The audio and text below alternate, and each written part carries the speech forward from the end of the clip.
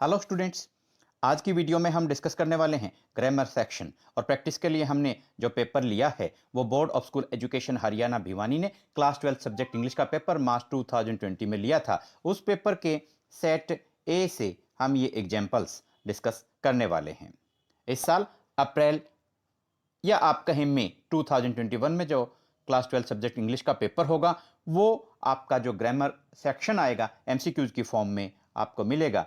तो अगर आपको सही तरीके पता हैं, लॉजिक्स पता हैं, आपको रूल्स पता हैं, तो ग्रामर के टॉपिक्स आप इजीली आंसर कर सकते हैं। करेक्ट चॉइस पे आप टिक कर सकते हैं। उसमें केवल आपको ए, बी, सी और डी 4 चॉइसेस मिलती हैं। उनके आगे आपको आंसर्स लिखे मिलते हैं और जो आपका करेक्ट आंसर होगा उस पर आपको टिक लगाना होता है। तो विदाउट वेस्टिंग मच टाइम हम स्टार्ट करते हैं।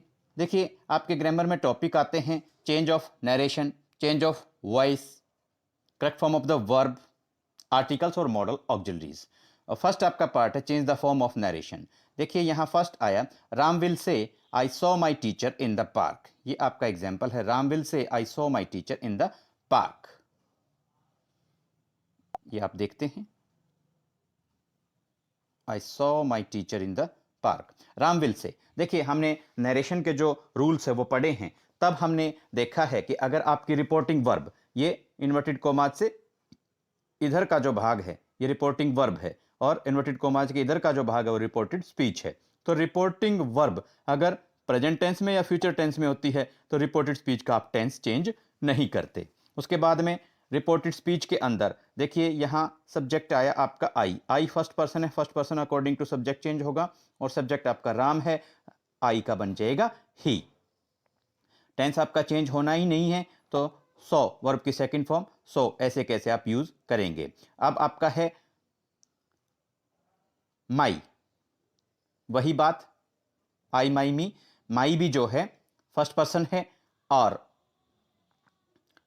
अकॉर्डिंग टू सब्जेक्ट आपका चेंज होगा तो माई का बन जाएगा हिज। बाकी इन द पार्क आपका सेम रहेगा। आपसे पूछा गया Ram will say I saw my teacher in the park, आपका करेक्ट आंसर बना Ram will say. Inverted commas को रिमूव किया तो आपने यूज किया that, Ram will say that he saw his teacher in the park, Ram will say that he saw his teacher in the park. ये आपका answer हो गया। नेक्स्ट आपका क्वेश्चन पूछा गया I said to her do you want my help. Interrogative sentence आपसे पूछा गया है, डू या डज है या वर्ब की फर्स्ट फॉर्म है उसको आप सेकंड फॉर्म में चेंज कर देते हैं। I said to her, reporting verb past tense में है तो रिपोर्टेड स्पीच का टेंस चेंज होगा। Do you want my help, you, you की अगर बात करें यू आपका है second person, second person according to object, object है आपका हर, हर के अकॉर्डिंग चेंज होगा तो यू से बन जाएगा शी। इन्वर्टेड कॉमास को रिमूव किया तो आपका यहां यूज किया आपने इफ, यू की जगह आपने यूज किया शी। माई, माई की बात करें, माई आपका फर्स्ट पर्सन है, first person according to subject change होगा, सब्जेक्ट आपका आई है तो इसी तरीके से ये यहां आप यूज करेंगे माई। हेल्प, अब आप यहां देखिए I said to her do you want my help, तो इंटरोगेटिव सेंटेंस है और सबसे बड़ी बात I said to, interrogative sentence होने की वजह से सेड टू को आपने चेंज किया आस्क्ड में। आई आस्क्ड हर, इन्वर्टेड कॉमास को रिमूव किया बन गया if.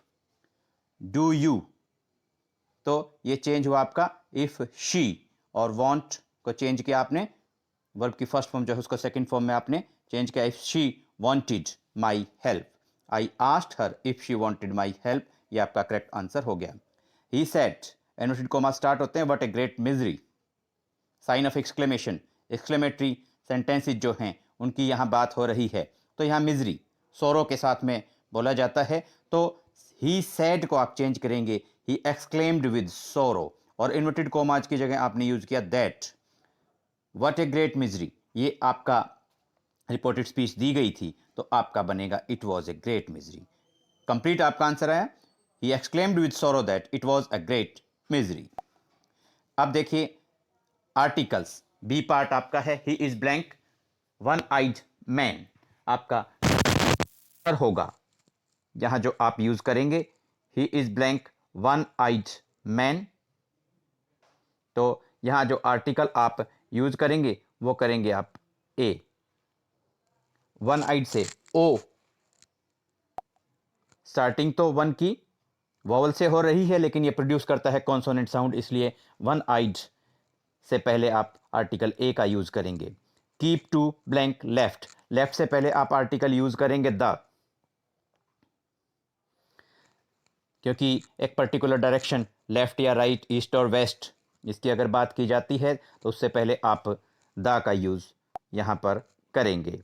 Life is not blank bed of roses, proverb है life is not a bed of roses, तो यहां आर्टिकल आप यूज करेंगे ए। नेक्स्ट आपसे बात की जाती है fill in the blanks with suitable modal auxiliary, modals आपको फिल करने हैं ब्लैंक्स में।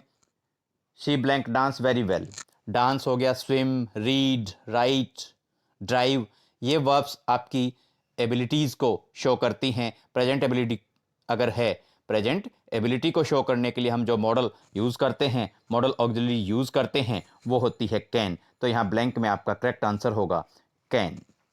She can dance very well. Next आपका एग्जाम्पल है you blank give up smoking, advice दी गई है, एडवाइस देने के लिए, सलाह देने के लिए मॉडल यूज करते हैं should, you should give up smoking. There blank be some more buses, तो यहाँ शुड या मस्ट ये मॉडल्स जो हैं यूज होने चाहिए, लेकिन हम यहाँ क्योंकि चॉइस में दिया गया है ऑट टू, जरूर होने चाहिए, कुछ बसेस जरूर होनी चाहिए, तो यहाँ आपका करेक्ट ऑट टू और वुड में से जो करेक्ट आंसर होगा वो होगा ought to, there ought to be some more buses. बात करते हैं चेंज द वॉइस की। देखिए सबसे पहली बात, चेंज द वॉइस के अंदर सब्जेक्ट का ऑब्जेक्ट, ऑब्जेक्ट का सब्जेक्ट हम चेंज करते हैं। द थीफ, स्टॉल, स्टॉल आपकी वर्ब की सेकंड फॉर्म आई है, ये जो स्टॉल है वर्ब की सेकंड फॉर्म है, इसको according to subject was verb और वर्ब की थर्ड फॉर्म में चेंज करते हैं और सब्जेक्ट का ऑब्जेक्ट बना देंगे और ऑब्जेक्ट का हम सब्जेक्ट बना देते हैं। तो यहाँ आपका सब्जेक्ट था द थीफ और ऑब्जेक्ट हो गया ए नंबर ऑफ थिंग्स, तो आपका करेक्ट आंसर हो गया a number of things were stolen by the thief. अब ये जो वर स्टोलन क्यों बना, क्योंकि स्टोल वर्ब की सेकंड फॉर्म थी, उसको a number of things, plural subject आपका जो नया सब्जेक्ट बना ए नंबर ऑफ थिंग्स, ये प्लूरल है इसलिए वर लगाया और वर्ब के बाद वर्ब की थर्ड फॉर्म स्टोलन हमने यूज की बाय द थीफ, फिर हमने ऐड किया है, ये आपका करेक्ट आंसर हो गया। A number of things were stolen by the thief. Next आपका एग्जांपल है when will he return your money, तो अब आप क्या करेंगे, व्हेन विल, क्योंकि इंटरोगेटिव सेंटेंस है, ऐसे का ऐसे आपको रखना है, सिंपल सेंटेंस में आप चेंज करने की भूल ना करें। व्हेन विल, अब जो योर मनी है,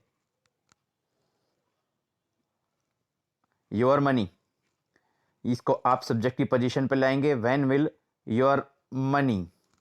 अब देखिए मॉडल ऑक्सिलरीज के अंदर आपने पढ़ा होगा कि विल है तो विल बी, शैल है तो शैल बी, कैन है तो कैन बी, मे है तो मे बी, यानी कि मॉडल ऑक्सिलरीज के साथ में जब आप पैसिव वॉइस चेंज करते हैं तो आप बी का यूज़ करते हैं। बी आप कहाँ लगाएंगे, आप योर मनी के बाद बी यूज़ करेंगे। When will your money be returned by, he को आप चेंज कर देंगे हिम में। When will your money be returned by him. Kindly call in the doctor, request की गई है, तो आप सबसे पहले यहाँ ऐड करेंगे यू आर रिक्वेस्टेड और उसके साथ में यूज़ करेंगे to, you are requested to, फिर आप ऐसे कैसे जैसे एक्टिव वॉइस में दिया गया था कॉल इन द डॉक्टर, ये आप ऐड कर देंगे, you are requested to call in the doctor. अब बात करते हैं use the correct form of the verb given in the brackets. यहाँ पर ही ब्लैंक बी वर्ब की फॉर्म दी गई है, ये जो बी है जनरली हेल्पिंग वर्ब के रूप में इसको यूज़ किया जाता है, जो इसकी फॉर्म्स हैं is, am, are, was verb, उनके रूप में इसको यूज़ किया जाता है। मेन वर्ब या कंप्लीट वर्ब के रूप में इसको,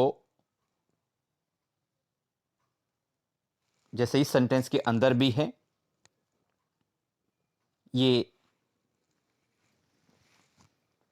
कंप्लीट वर्ब का जो काम है वो नहीं करती है, हेल्पिंग वर्ब के रूप में ही इसको जनरली यूज किया जाता है। तो ये आपको ध्यान रखना है, क्योंकि ये जो सेंटेंस दिया गया है, he blank be a teacher since 1988, जैसे ही हमने यहां पर देखा सिंस या फॉर, तो हमें यहां लग जाता है कि ये परफेक्ट कॉन्टिन्यूस टेंस हमें यहां पर यूज करना है। अब परफेक्ट कॉन्टिन्यूस टेंस यूज करना है, जब तक कोई स्पेशल इंडिकेशन ना मिले कि ये पास्ट टेंस है या फ्यूचर टेंस है, तो आप प्रेजेंट टेंस ही मान के चलें। इसका मतलब प्रेजेंट परफेक्ट कॉन्टिन्यूस टेंस हमें यहां पर यूज करना है। अब इस हिसाब से आपको यहां यूज करना चाहिए हैज बीन बीइंग, लेकिन हम यूज करते हैं हैज बीन। यहां ब्लैंक में आप फिल करेंगे हैज बीन। हम बीइंग क्यों नहीं लगाते? क्योंकि जो बी है वो आप कहें कि कंप्लीट वर्ब का या मेन वर्ब का काम करने की बजाय ये हेल्पिंग वर्ब का काम करती है। मेन वर्ब का जो है ये, इसको मेन वर्ब के रूप में इसको यहां यूज नहीं किया जा रहा है, तो इसलिए हैज बीन केवल हम यहां पर यूज कर रहे हैं। ये करेक्ट आपका आंसर होगा, आपको कंफ्यूज नहीं होना है। आपका करेक्ट आंसर होगा he has been a teacher since 1988। अब देखिए नेक्स्ट आपका सेंटेंस है last Saturday I blank stay at home. आपका करेक्ट आंसर तो होगा स्टेड। स्टे वर्ब की फॉर्म दी गई थी, स्टेड आपको फिल करना है। यहां ये देखिए लास्ट, हमने आपको कीवर्ड्स बतलाए थे, correct form of the verb, जो प्रैक्टिस वीडियो आपको बतलाई थी उसके अंदर आपको बतलाया था past, last, back, day, before, yesterday, in 1980, मतलब ईयर से पहले इन लगा हो, और एगो। तो आप वर्ब की सेकंड फॉर्म कहें या पास्ट इंडेफिनिट टेंस आपको यूज करना है। स्टे आपकी वर्ब की फॉर्म दी गई थी, वर्ब की सेकंड फॉर्म स्टेड आपने यहां पर यूज कर दी है। थर्ड आपका सेंटेंस है she blank she always blank find faults with others. हम यहाँ यूज करते हैं फाइंड वर्ब की फॉर्म दी गई है, आपका करेक्ट आंसर होगा फाइंड्स। आया क्यों है? यहाँ देखिए सिंगुलर सब्जेक्ट है और ऑलवेज कीवर्ड आप यहाँ देख लेंगे तो आप देखिए कुछ कीवर्ड्स हैं always, daily, usually, often, frequently, never, normally, once a week, once a year, once a month, once a day, regularly, seldom, sometimes. ये कीवर्ड्स अगर आपको मिलते हैं तो आप वर्ब की फर्स्ट फॉर्म यूज़ करते हैं, और सिंगुलर सब्जेक्ट है तो आपको वर्ब की फर्स्ट फॉर्म के साथ में एस या आई एस आपको यहाँ पर यूज़ करना है। फाइंड वर्ब की फॉर्म दी गई थी तो इसके साथ में आप एस यूज़ कर देंगे। She always finds faults with others, ये आपका करेक्ट आंसर होगा। स्टूडेंट्स, उम्मीद करते हैं कि ये वीडियो आपको अच्छी लगी होगी और आपको सारे के सारे जो ये सेंटेंसेस हैं फिल इन द ब्लैंक्स हैं अच्छे से समझ में आए होंगे। आप अपने नोट्स प्रिपेयर कर लेंगे और अपने एग्जाम्स के लिए तैयार हो जाएंगे।